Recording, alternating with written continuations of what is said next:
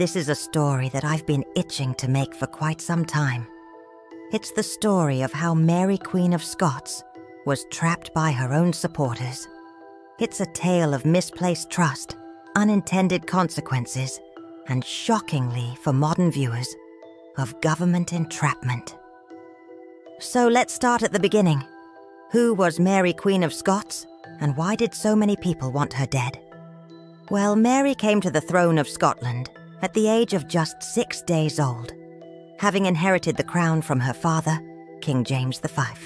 When Mary's mother, the former French Queen Isabella of Bourbon, died when Mary was just 2, Mary was sent to France to be raised in the royal court there. She grew up with no real connection to Scotland, though it should be said that she did have a fairly decent claim to the English throne. You see, Mary was the daughter of Henry VII's sister, Margaret Tudor.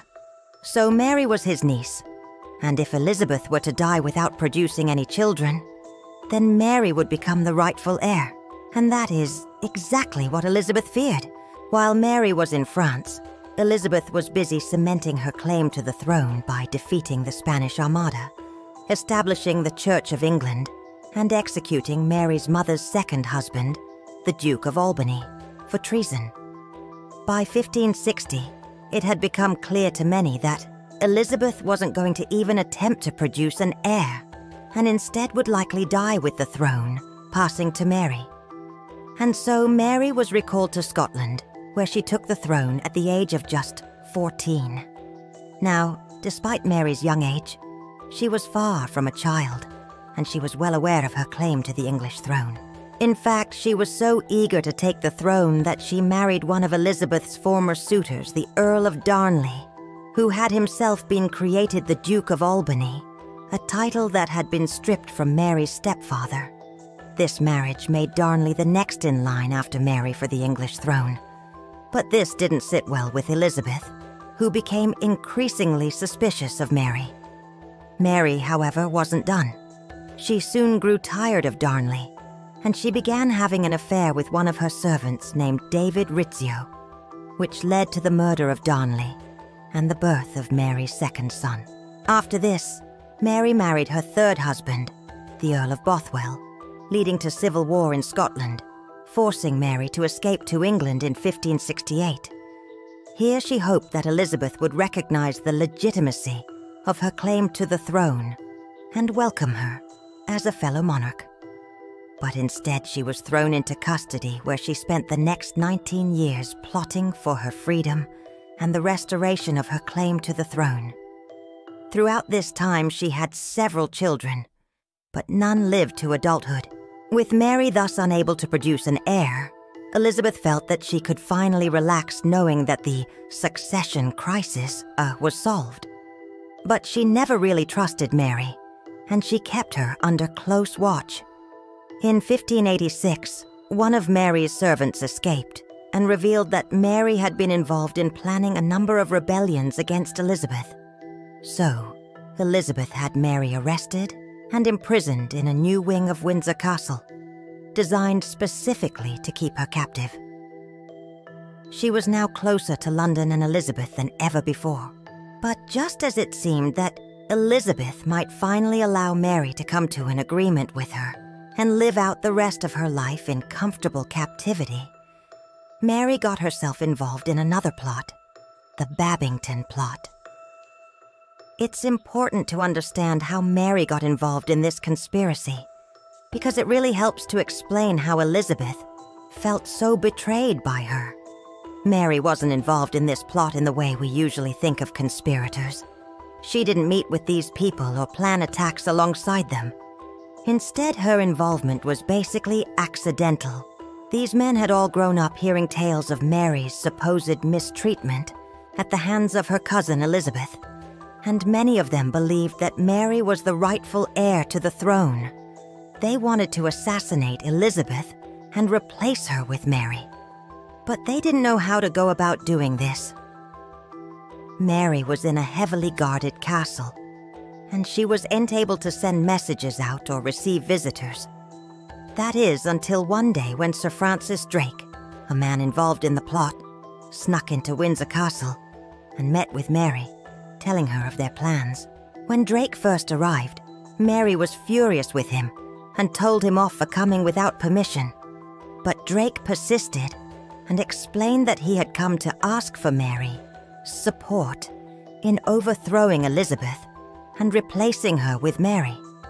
Now, depending on your point of view, this is either the moment that Mary joined the conspiracy or the moment that she became an unwitting pawn of it. Mary was actually very conflicted about the possibility of taking the throne from her cousin. Mary was a devout Catholic, while Elizabeth had established the Church of England, which made Mary the head of a different church in the eyes of God. That made it impossible for Mary to take the throne from Elizabeth without becoming a heretic. For these reasons, Mary turned down Drake's request, telling him that she was already happy with her life in prison and didn't want to cause any more bloodshed. But Drake wasn't willing to take no for an answer. He continued to visit Mary and eventually convinced her to simply consider the proposal. And so Mary agreed to write a letter to Drake outlining her thoughts on the plan.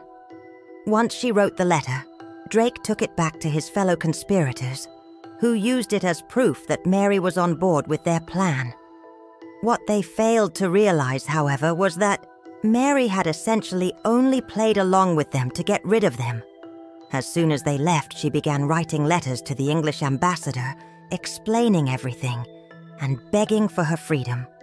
The plan was ultimately discovered, and all of the conspirators were executed.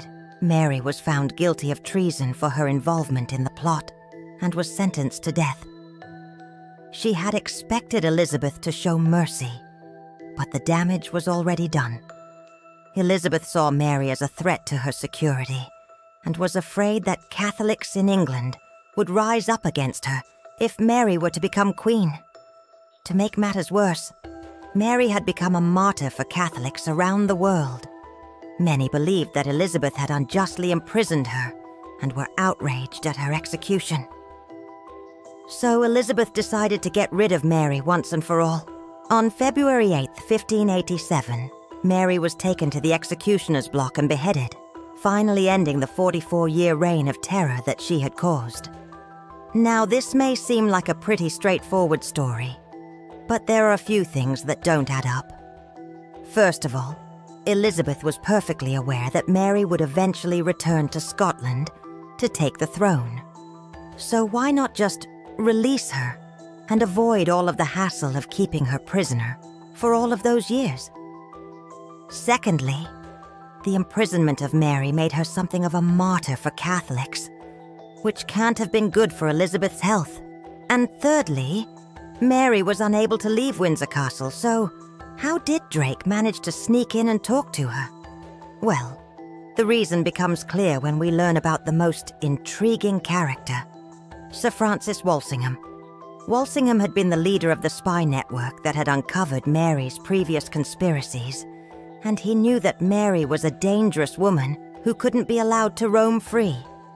So he suggested to Elizabeth that they allow Mary to live in relative comfort at Windsor Castle, but under heavy guard, which Elizabeth agreed to do. Walsingham oversaw the construction of the new wing of Windsor Castle, where Mary would live, and he also designed the bars of her bedroom window to be extra thick so that they could never be broken. But Walsingham also had a secret plan.